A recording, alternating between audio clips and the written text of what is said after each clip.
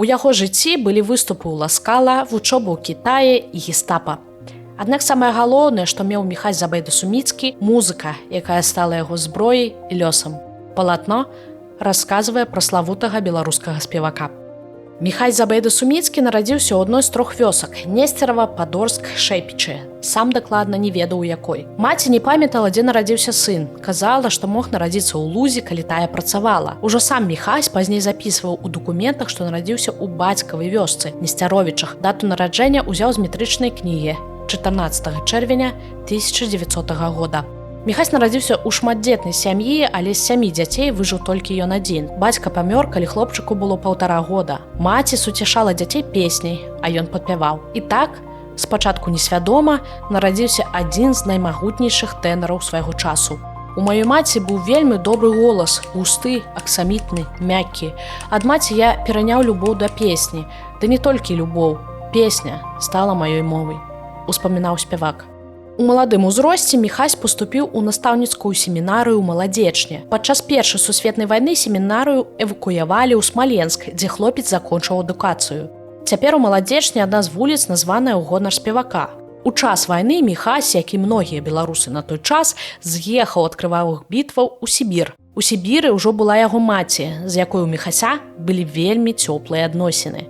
На далёкім усходзе хлопец працягнуў адукацыю. Ён зрабіў незвычайны крок. Паступіў ва ўніверсітэт у кітайскім Харбіне. У той час у было расійскай імперыі разгаралася грамадзянская вайна, аднак менавіта там, у Харбіне, ажыццявіў мару, пачаў вучыцца музыцы, хоць меркавалася, што ён стане юрыстам. У Харбіне атрымаў першую музычную працу, стаў салістам у оперным тэатры. У Харбіне Забайда-Суміцкі дэбютаваў у ролі Ленскага ў оперы Яўгеній Анегін. У харбінскай оперы спевак правёў 3 гады.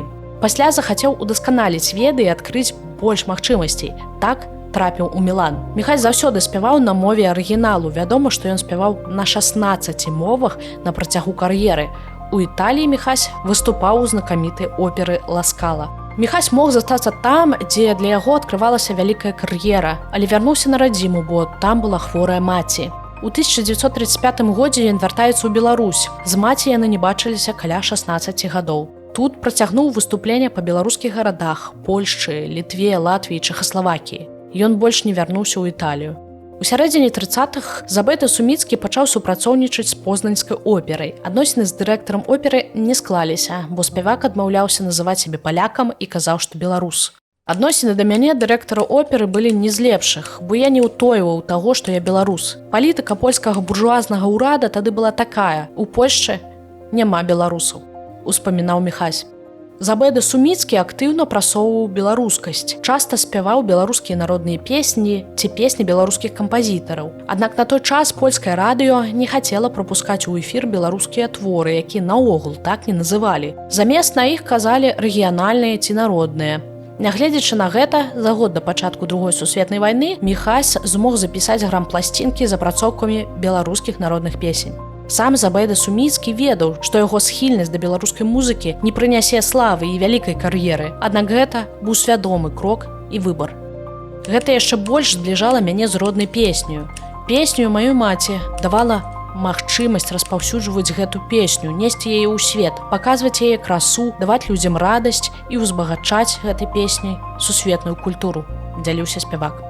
Другую сусветную вайну Міхась Забайда-Суміцкі сустрэў у Варшаве. Падчас бамбардзіравання польскай сталіцы спявак быў кантужаны і засыпаны ў разбураным доме, таму не мог эвакуявацца адтуль у больш бяспечныя рэгіёны. У Варшаве ён пражыў да 1940 года.